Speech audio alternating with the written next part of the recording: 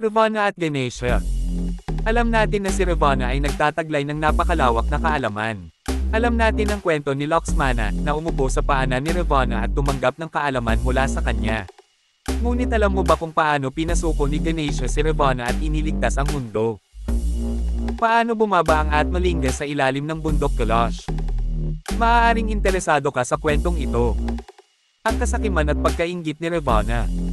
Naipon ni Ravana ang lahat ng uri ng kababalaghan sa kanyang buhay. Nagsagawa siya ng mga austerities upang makamit ang pinakamataas na kapangyarihan. Nasakop niya ang ginintoang Langka na tinawag niyang kanyang tirahan, orihinal ang tirahan ni Kubera.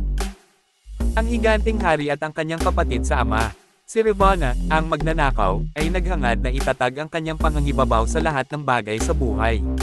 Sinabi sa amin ni Kaikasi, ina ni Ravana, na pagkatapos umalis sa Langka, sumuko si Kubera kay Shiva. Si Kubera at ang iba pang mga higanti ay lumipat sa hilaga ng Mount Kailash at nanirahan kasama si Shiva. Hinanap ni Ravana ang mga biyaya ni Shiva. Kaya naman ninais ni Langka na puntahan siya ni Shiva. Ang penitensya ni Ravana. Kaya naglakbay siya sa Mount Kailash at sinimulan ang kanyang penitensya. Ang ilan ay naniniwala na sa panahong ito ay binubuo niya ang Shiva Tantra Stotrem. Ang ilan ay naniniwala na si Ravana ay hindi gumawa ng Shiva Tantra Stotrem. Kitang-kita ang kanyang debosyon at penitensya. Nagpakita sa kanya si Shiva at hiniling sa kanya na pagbigyan ang kanyang hiling. Sinabi ni Ravana, Shiva, dapat kang pumunta sa Sri Lanka at manirahan dito, upang ikaw at ang Sri Lanka ay malaya sa sakit. Si Shiva, na nagulat sa tanong na ito, ay nagsabi, maaaring hindi iyon posible, ngunit naiintindihan ko na saan man ako naroroon, palagi kang magiging isa sa aming pinakadakilang mga deboto. Maaari kong ayalay sa iyo ang aking Atmalinga, na magagarantiyahan sa aking presensya sa Sri Lanka at mapoprotektahan ang anumang lugar na maaari mong tirahan sa hinaharap. Iyon lang, ito ang huling pahingahan ng Atmalinga, at imposibleng umalis. Palibhas ay puspos ng debosyon at kasiyahan, naglakad si Ravana pabalik sa kanyang tinubuang bayan, Sri Lanka. Ang pag-aalala ng mga Diyos.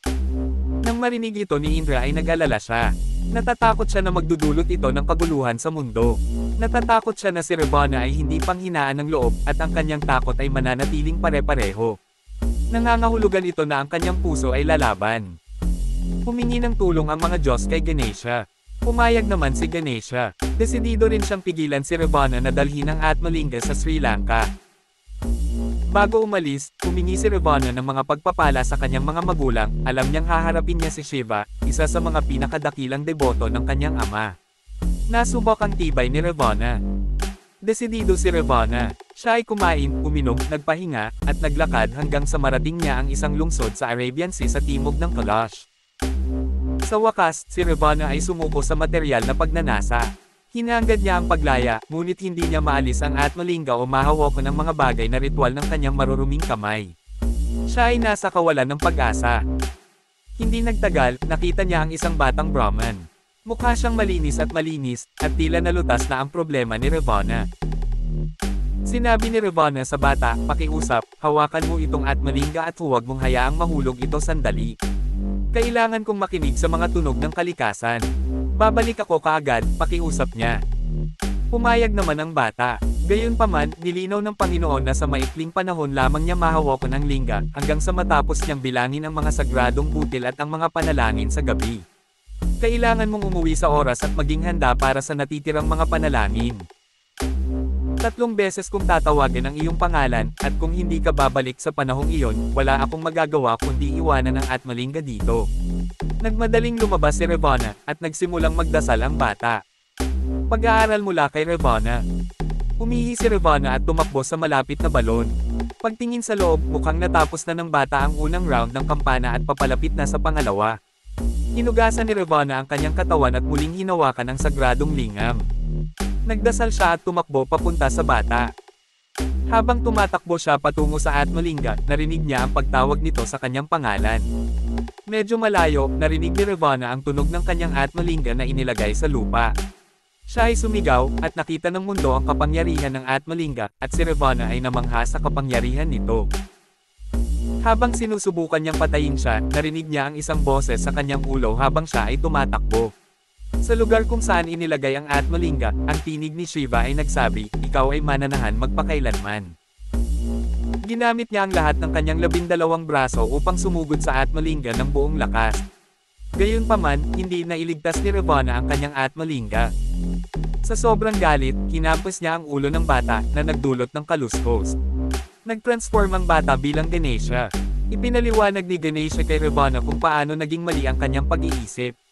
Sinabi ni Ganesha, "Ravana, ikaw ay isang matalinong tao, isang disipulo ni Shiva.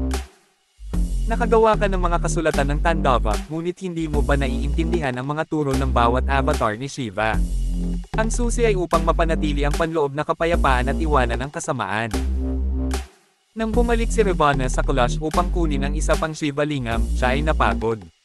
Dahil sa pagkabigo, bumalik siya sa Sri Lanka.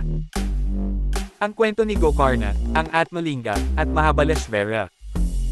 Ang kaganapang ito ay humantong sa muling pagtatatag ng lungsod ng Gokarna. Bagamat hindi maigalaw ni Ravana ang Atmalinga, ang kanyang lakas ay naging sanhi ng pag-crack ng Atmalinga, nakahawig ng tainga ng baka, kaya tinawag na Gokarna. Ang Atmalinga na kahit ang pinakamakapangyarihang Ravana ay hindi makagalaw ay tinatawag na Mahabaleshvara. May mga ngipin daw ito dahil si Ravana, na nagkunwaring Brahman, ay lumikha ng sungay sa ulo ni Lord Vinayaka. Sa wakas, salamat sa panunood.